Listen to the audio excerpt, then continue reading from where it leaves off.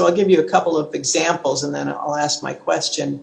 Early on in this epidemic, probably in the March period, we came to understand that our supply of masks was short, our surgical masks. We didn't have enough. We still don't have enough, but then we were really worried about it.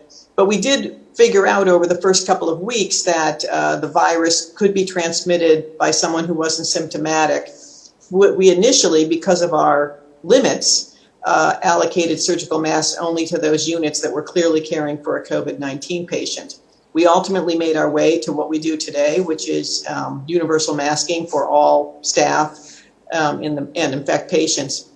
But in that intervening period, when we came to understand universal masking would be good, but we didn't have enough, we didn't universally allocate them, and there were circumstances where staff got infected from each other, where staff infected patients, and where staff were infected by patients who we failed to see as suspect. So we made an allocation decision, and we did less than we would have liked to have done, and people got sick. So that's one example. It's also the case right now that we've gotten a allocation of remdesivir, so that antiviral drug that has shown some benefit to patients, but we didn't get enough to treat all of our COVID-19 patients. So a group of people are thoughtfully developing guidelines and making decisions, and people are starting to get it, but everyone who would like to get it is not going to get it. So we have methods for doing that, and they're good, but at the end of the day, we will make decisions that will be imperfect and also will still lead to circumstances where people are, if not harmed, at least not, well, put in harm's way. And my question to you is, how do we think about the moral distress of the deciders, the people who've made those decisions and have to live with the imperfect consequences of those decisions? How do we support, how do we think about, how do we guide, how do we counsel those people making those decisions? They make good decisions, but still there's a moral distress in the decisions they make. Yes, during times like this, unfortunately, many of us are forced to make decisions that we wouldn't want to make, but it's important that those who are most humane make these decisions based on fundamental humanity, not on any other value. There are economic values to it, there are commercial aspects to it, but if our decisions are made on the basis of our humanity, but still there is no such thing as a right decision, because as you said, we are exposing somebody to infection, we are sending somebody to death, the one who could have been saved has died, one who could have died has been saved. All these things will happen because none of us make ever perfect decisions in any given situation. Nobody can make a perfect decision. With the best of our intelligence and capability is all we can make decisions. But let our decisions come from the core of our humanity. That is the only way we can go ahead. But is it a right decision? We don't know. We do not know whether it's a right decision. But did we do our best? It must always be so, that we always did our best, never less than that. Thank you. So one turns back to how one went about making the decision and sort of relies on that. Yeah, because nobody can make a perfect decision, especially in a situation like this or in any given situation. We are not making perfect decisions. It's foolish to think we have made a perfect decision. Never can we make a perfect decision. We are making a decision to the best of our intelligence, our competence and our capabilities. But sometimes it turns out wonderfully well, sometimes it doesn't. But have we made this decision keeping the core of our humanity as the basis for the decisions? Have we done our best? That's all the question is in our life. Is it the best? It is never the best. It is just that I've done my best. That's all we can do. Thank you. Thank you, Masha. Thank you, Sadhguru. I also direct research in our hospital, at least for my department, the clinical research, so I can't not ask a question about research. So I thought I'll bring in Dr. Senthil Sadasivam, who is a vice chair for research at the Indiana University. And, we have also done some research in the last 3 years or so with especially the Isha Yoga. Isha Yoga. I also want to bring in Dr. Sundar Swaminathan from University Namaskaram, of Sundar. Virginia, who's an expert in COVID. His lead article on the pathogenesis of COVID was just came out in the American Society of Nephrology, and his basically focuses on immunology research. So I request Senthil to talk a few words about what the major findings of yoga research that he has been involved in. Thank you, Bala. And it was my privilege to be part of the Isha research team. And we did two major projects, one with the 4-day program and the other one with the 8-day retreat. And with the 4-day the retreat, what we saw was a significant reduction in depression and significant reduction in anxiety levels of the meditators. And Oh, maybe that's the reason I've never been depressed. Yeah, that's good to hear, Sadhguru. Even yesterday, I was in the operating room and we had a COVID patient, and there was so much fear and anxiety even among the physicians. And it takes a special person to have that kind of courage to take care of these patients. I think the meditation and help helps many people. So another finding we found was we not only looked at the psychological well-being of the meditators, we also wanted to show objectively why they feel good and how they have lower levels of depression, how they have higher levels of focus. So what we did was we measured blood levels of anandamide, which is an endocannabinoid. And anand is bliss or in Sanskrit. So what we showed was in about 140 patients, not patients, it's meditators, before and after, we saw 70% increase in anandamide and other endocannabinoids. And also we saw a significant 70% increase in BDNF, which is brain-derived neurotrophic growth. I won't let you test my blood, then you will think I'm smoking something. That's a good thing. I think we don't need any pharmacological influence. In these pandemic times, we have so many, even physicians, depending on alcohol and drugs, marijuana, we have our body's marijuana, which is an anandamide or endocannabinoid, and we can have it whenever we need without any expense or side effects. So I think all the meditators who participated in the BSP or the 4-day program had that. It doesn't need a lot. All they needed to do was be part of that retreat, and they immediately got it. And not only that, it persisted beyond the 4 days. We followed all these participants up to a month, and they had persistent lower levels of depression and anxiety, and also positive well-being, psychological well-being. That was the finding. And the other study we did was with the 8-day program. We saw even bigger effect size in terms of 50% reduction in depression and anxiety. Some of our the participants had depression at almost 10%. Their scores went down significantly after the program. And we followed these participants up to 3 months. We saw significant reduction, persistent reduction beyond the 8-day program up to 3 months. We also measured their systemic inflammation over time, over 6 months period, compared to the household, their own husbands and wives at home. Their stress level and systemic inflammation level of the meditator was 2 to 3-fold lower. And that was a significant finding we observed. And also we showed other health benefits, including better lipid profile, better hemoglobin A1C, which is related to diabetes, was a lot better in all these participants.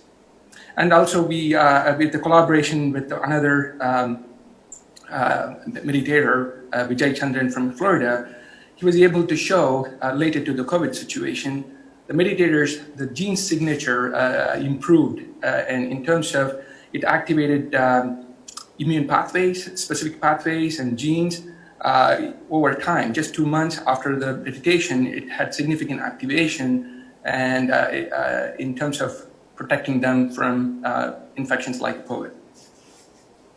Senthil, thank you so much for that brief description, and hopefully all these papers will come out. We know that we have almost half of them in.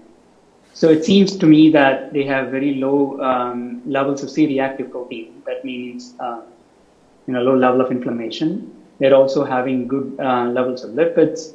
They have good levels of hemoglobin A1C. And you're also talking about activation of immune pathways by genetics. So to summarize, right?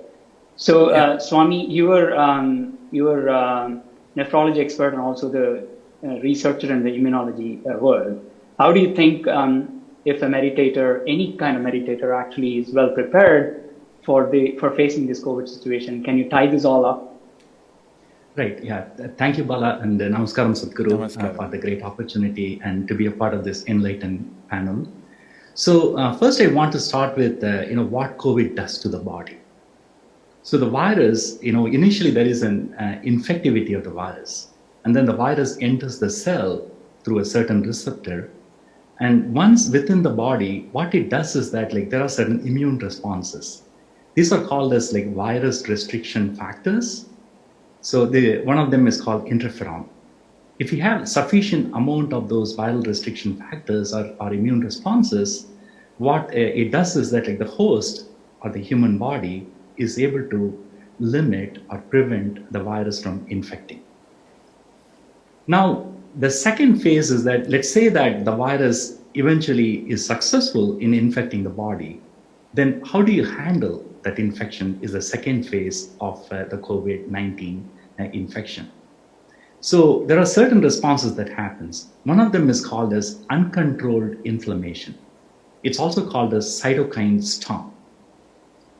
And the other thing that happens as a consequence of all this is that there is damage to the lung and the amount of oxygen in the blood is low, which is called hypoxia. And then once these patients are hypoxic, then they get treated and then they get a supply of oxygen back.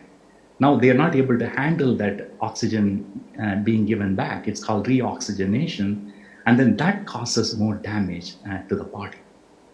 Mm-hmm. And the third thing that happens to the body is that because of the excess inflammation and the hypoxia and reoxygenation, which is happening in these patients, there is damage to the blood vessels, the cells that line the blood vessels, and results in excess clotting.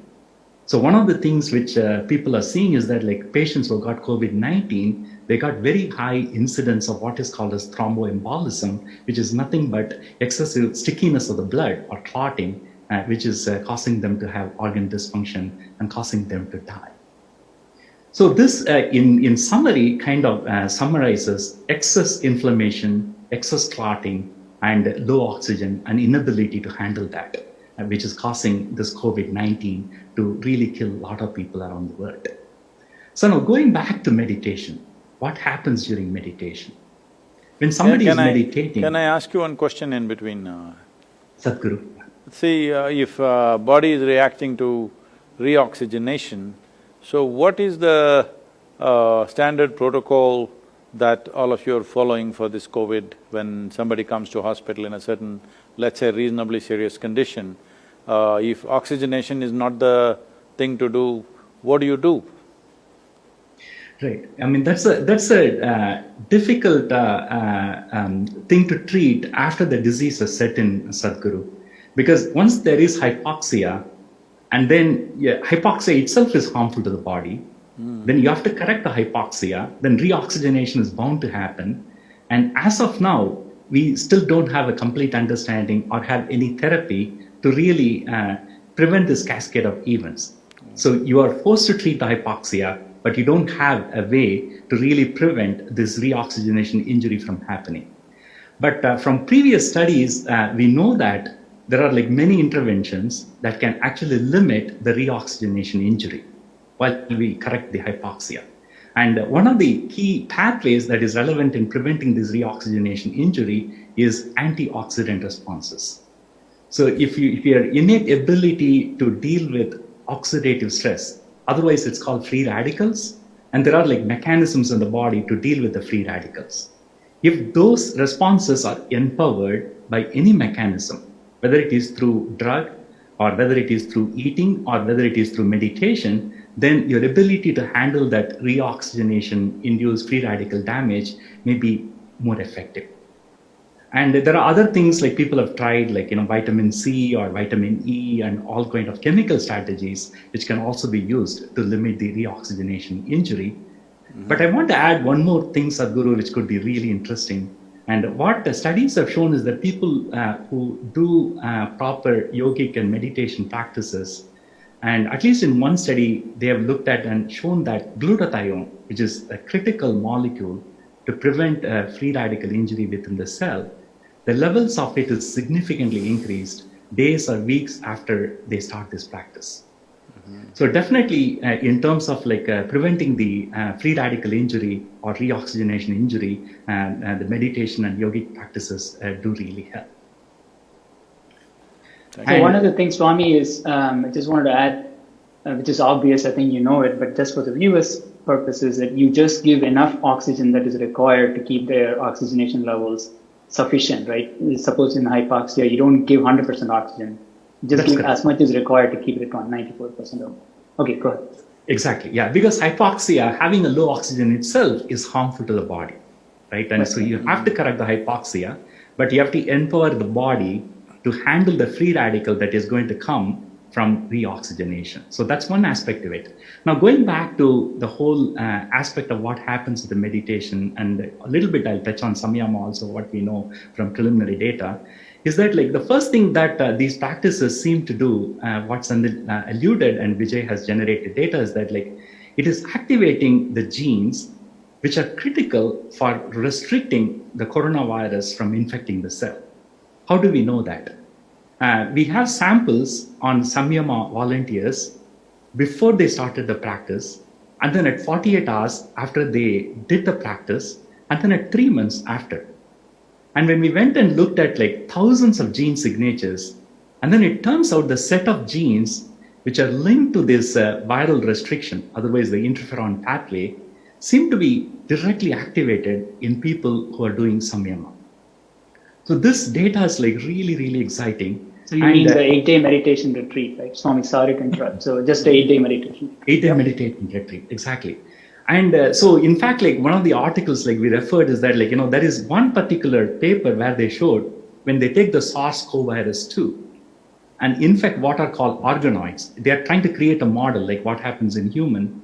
The set of genes that are activated by the SARS coronavirus and organoids, that is the protection which the body is trying to do, are the same genes that are getting activated in the samyama participants at 2 or 3 days after they started this practice. The second set of things which is really interesting and useful also is that like at 3 months after they finish this 7-day program, the antioxidant response genes are the ones which are most potently activated in their body. So not only we are having the viral restriction or balanced immune response, but also the protective response for the cells are also getting activated in this practitioners of this.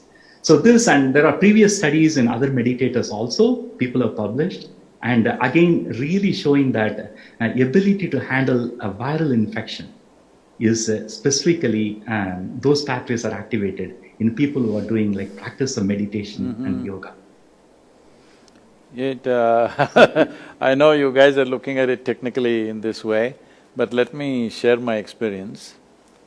It's almost 39 years now since I've been traveling. This is the first time I'm staying home for over 40 days in last nearly 40 years.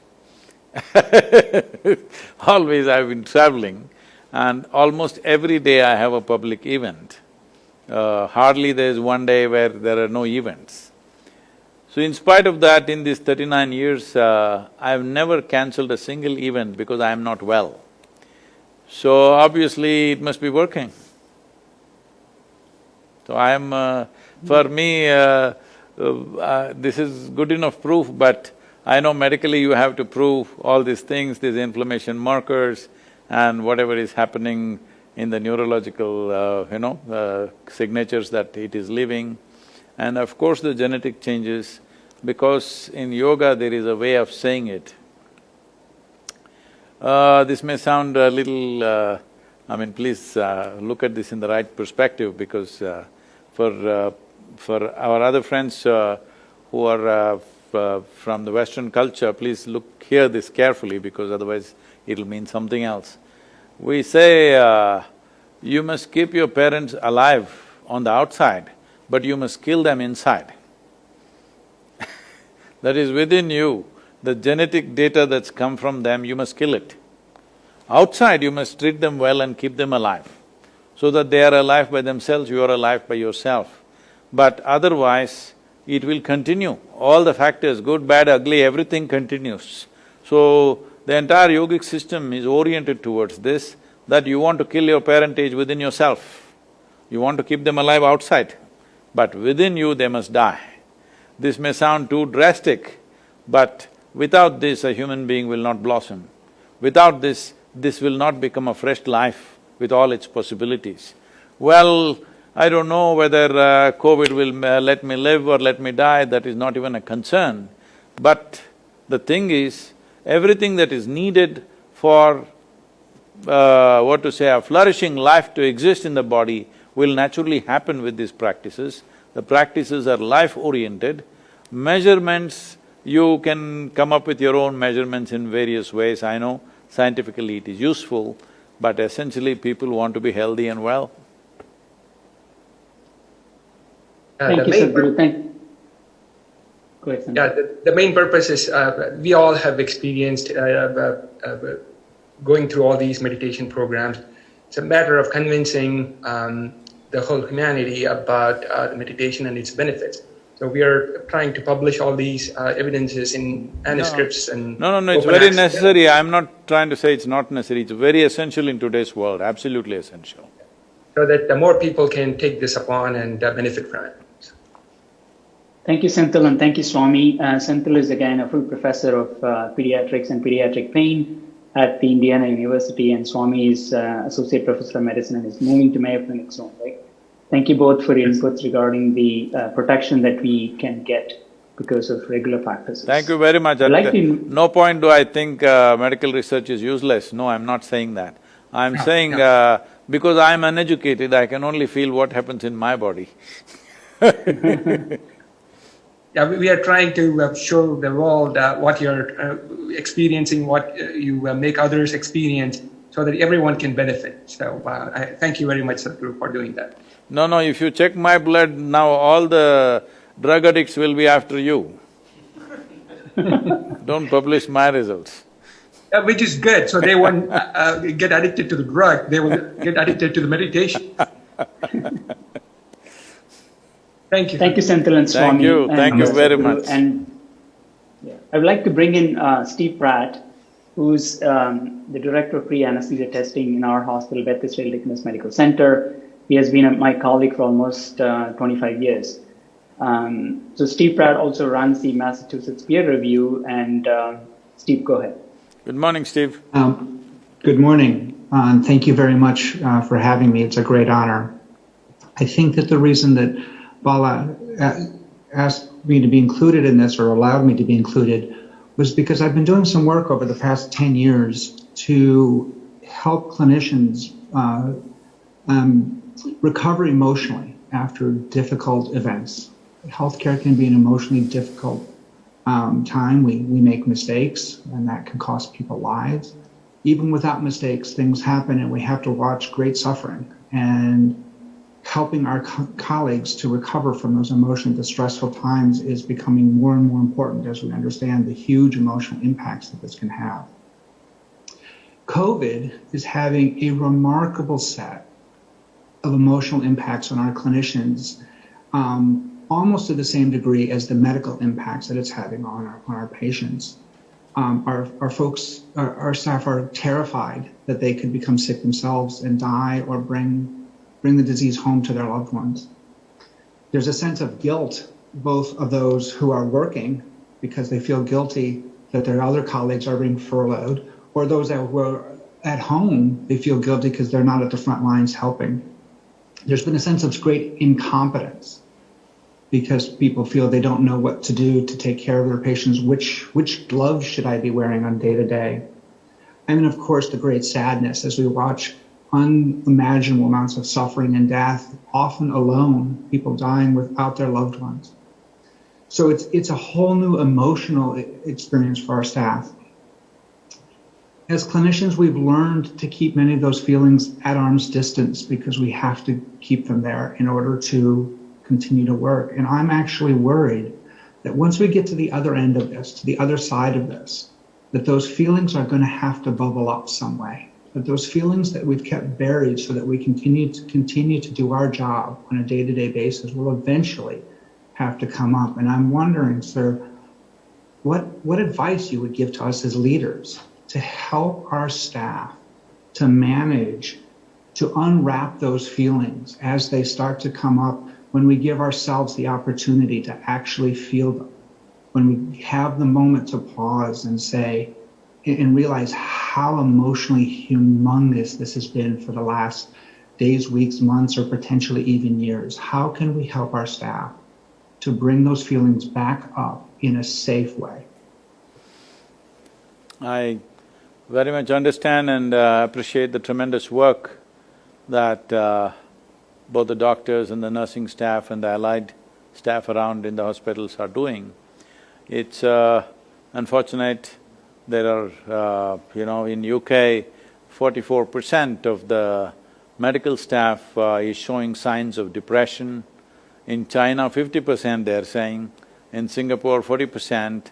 I don't know what is the thing in United States, I'm sure there are similar numbers. So when half the people who are responsible for, bringing the population out of this pandemic with limited amount of damage and limited loss of life are going through this doesn't bode well either for the medical staff or for the larger population. So it's very important that they are well taken care of. As a part of this, from our end, we did whatever we could do. Today, I think a few 100,000 people are going through this, that we offered this inner engineering program free of cost to all medical personnel across the world. A few 100,000 people have enrolled, but it's important that everybody goes through this. This is 7 powerful sessions with allied practices attached, simple things that you invest 12 to 15 minutes a day and it'll make a big difference. The doctors, Swami and Shantil were just talking about it, how they're measuring it in their own ways. But I must tell you, this will work 100% because this will change the fundamental chemistry of who we are. They were using scientific language, but let me put it in my own little uneducated way of saying this. All I know is you can make your chemistry blissful, no matter what is the situation we face. When we face hard situations, when we face difficult situations, that is the time when we need utmost balance within ourselves. Our intelligence, our competence must work at its best. But if we are distressed or depressed, definitely our competence levels will go down. This will not only affect our lives, unfortunately it may cost some other life. And when it costs some other life because of our incompetence, then there is a cycle of problems that an individual will naturally go through. When we realize that what we have done has gone wrong for somebody else's life, because it's not nice for any human being to put in a position to determine whether somebody should live or die, that should never come. But unfortunately, in the profession that you are, maybe on a daily basis you're facing that situation, and particularly now with the pandemic, it is far more because we have still not figured out what is the solution for this. And about post-pandemic, how will we be? But a whole lot of scientists are saying there is no such thing as post-pandemic. We just have to learn to live with this virus like we have lived with HIV and we have lived with yearly influenza and whatever. Similarly, we will have to just live with this. But I don't want to give you a medical lecture, but all of us know the problem with this virus is not necessarily its ability to take lives. The problem with this virus is, it is hidden. It can be in you or me without showing any signs. That is a big danger, that it passes from person to person without really making one person sick but killing the next person. So that is where the danger is. But with other infections that we had like influenza and other things, you very easily, immediately the symptoms were showing up, naturally they would stay away and things like that. So this is the danger of this, though it is not as virulently fatal as the other things are, this is really dangerous because it is camouflaged most of the time, you don't know. So having said that, about what people go through as medical professionals, making… as I already said, we never make perfect decisions, we make decisions believing we are doing the right thing, but if it goes wrong, and especially if it goes wrong to cost somebody else's life, that is a hard thing to live for anybody. But the most important thing is, right now, when the world is facing a situation like this, medical professionals must be in the best state of mind and body. This is very, very important. This is why as a part of this, we are offering this inner engineering online for everybody and various other practices which are very simple to do. Please, all of you try and see and put it across to all the doctors and nurses. It will make a huge difference. In UK, many doctors have done this and they are sharing what difference it's made. A simple practice of 12 minutes, how the immune system is up, protecting you. At the same time, it also keeps up your mood levels, it will create a balance, emotional balance and a sense of blissfulness within you. Because as you're all doctors, all of you are very clear on this, human experience has a chemical basis to it.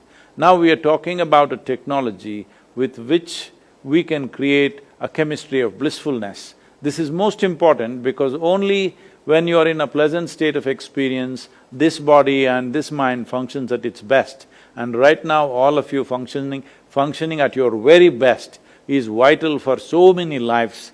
So it's my wish and my blessing that all of you should stay healthy, function at the best of your competence, so that many more lives are not taken because we still have not figured out a way with the virus. We are only trying to figure out how to dodge it, how to manage it. We don't really have a solution as such. So your work and your emotional balance and your own well-being and the well-being of your families is very vital for the rest of the population also. Please, keeping this in mind, keep yourself well. Thank you so much, Sadhguru. Thank you, Steve. Thank you so much. And I thank all the panelists for coming today and participating in this, because I think it's been very educational for me. And thank you for taking time out and taking part in this. And thank Isha Foundation for co-hosting this event. And I thank all the viewers from all over the world looking at this. And I also thank my family, etc., to be a great support throughout this organization process. Thank you again. And we have research that is ongoing, a couple of research projects that are there based on the simple practices that Sadhguru alluded to. Take part in it, inquire about it, and we are trying to let other people know. And right now it's the inner engineering online that he's talking about is free for all the medical practitioners. Thank you so much. Thank you very much. Namaskar. Thank you so much. And